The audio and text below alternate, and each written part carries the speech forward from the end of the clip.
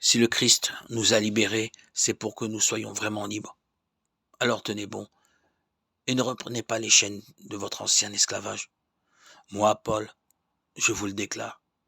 Si vous recevez la circoncision, le Christ ne vous servira plus à rien. Et je l'atteste encore une fois.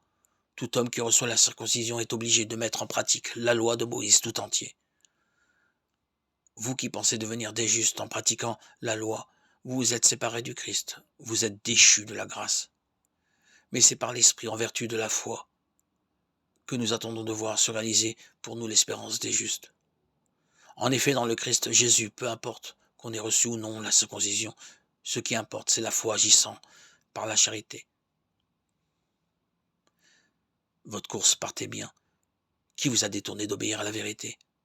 Cette influence ne vient pas de celui qui vous appelle. Un peu de levain suffit pour que toute la pâte fermente. Mais grâce au Seigneur, j'ai confiance pour vous. Vous n'allez pas prendre une autre orientation. Quant à celui qui met le trouble chez vous, il emportera la responsabilité quel qu'il soit.